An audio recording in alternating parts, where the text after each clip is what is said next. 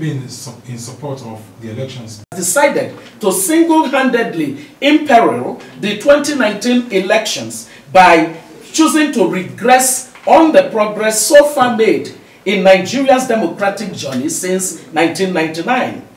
As a candidate in the 2019 election for the office of the President of the Federal Republic of Nigeria, I have called this emergency press conference in order to let the world know that President Buhari's action is contrary to the tenets of our democracy. President Muhammadu Buhari is therefore called upon to immediately reconsider his latest fourth rejection of the Electoral Amendment Bill 2018 that was transmitted to him by the National Assembly to be signed into law. Ladies and gentlemen, the excuses of the president for not completing the process that will give Nigeria one of the soundest electoral laws in the world is an assault on our democracy and must be rejected roundly by all Nigerians. Mr. President is dangerously setting up the country and the people for political destabilization in 2019. Nothing of the excuses of President Muhammadu Buhari that there are observed errors when he, for the fourth time, sent the bill back to the National Assembly has any iota of credibility nor evidential persuasion for the Nigerian electorate. It is very clear to all discerning people that the end game of President Muhammadu Buhari is to preside over a national election in 2019 that will be worse than what we observed of Ekiti and Osun gubernatorial elections.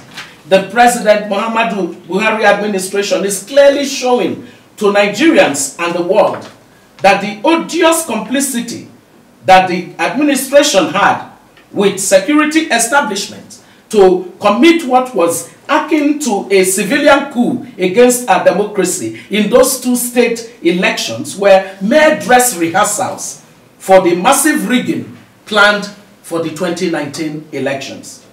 The National Assembly has enough majority to be able to override this unpopular position of the president as far as our electoral bill is concerned.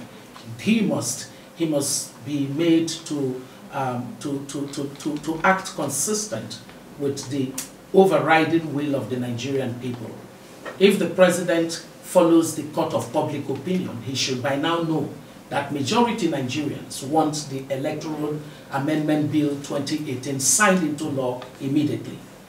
Any kind of excuse that we do not have sufficient time between now and the elections to act on the basis of the provisions of a 2018 Act when signed into law is not true. The 2015 Amendment Act came into place 2 days before the elections of 2015. Am I correct? You're gentlemen, you're ladies of the media. So that is an argument that does not stand the test of scrutiny. And so the president must be prevailed upon to do what is right by our democracy and right by our people. We just said that 2 days before 2015 elections, an act, a new act, underpinning our electoral process came into existence. The 2015 elections ended up making President Buhari the president of this country. If in 2 days we implemented an act that elected him into office, why should the president want to regress our progress in terms of the strength of our electoral law? Our electoral law, what the president obviously does not like in the law is what will checkmate electoral malpractice, which is the card reader that has to work consistently with a PVC. He does not want that provision. It is very clear. Nobody is fooled. And the president cannot unilaterally, because he wants a situation that is chaotic, take the country into dangerous territory with the 2019 elections. We must all resist the president.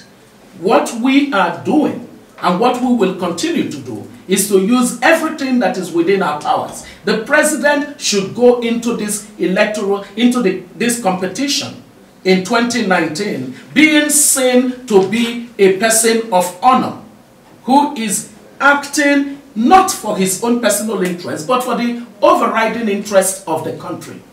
And the people in the media, the Nigerian citizens, all the co-contestants in the elections must raise their voices. One person cannot undermine the good of our society and people keep quiet. There must be no keeping quiet. We shall mobilize the Nigerian people against this unpopular stance. Placing that provision as part of the conduct of the elections, it is very clear that the INEC, in the submissions they have made at different times to the public, to the National Assembly, have shown that their technology has upgraded to the point where there is a consistency in the electoral, in the technology that interfaces between the PVC and the smart card reader. This works. There is absolutely no reason to act on our electoral process in the breach. It is almost like you know what works, but you want to assume that it doesn't work, therefore you're planning for it not to work. That is wrong. We know that the technology, I do remember when we engaged as civil society, when we engaged with INEC to understand the level of its technological preparedness, and INEC made a very strong case for the fact that its technology has been revamped to the state where there is absolute confidence that the smart reader, the smart card reader, and the PVC will work together to deliver the right kind of transparent outcome. If the idea is to use incidence forms and to do manual registration so that all kinds of shenanigans can happen, you and I must stand against it. We must stand opposed to it. The electoral process must be allowed to be the outcome of the genuine desire and choices of the Nigerian people. Anyone who works against that is an enemy of the Nigerian people. It is important for the electoral umpire to be seen as independent and to in fact be independent. There are many aspects of the INEC responsibility that it has continued to improve upon. So, for example, observers of even the odious elections in Ekiti and Osun State did say that in terms of logistics, INEC did better than in previous elections. But that is not enough. We need that the process of the election itself be without any form of reproach. And that is our stance, that part of the way to safeguard the integrity of this election is to ensure that the accredited voters are indeed the persons according to the law who showed up with their PVCs. If you don't have that, you would have all kinds of shenanigans happen. Second, in the opportunity for people to exercise their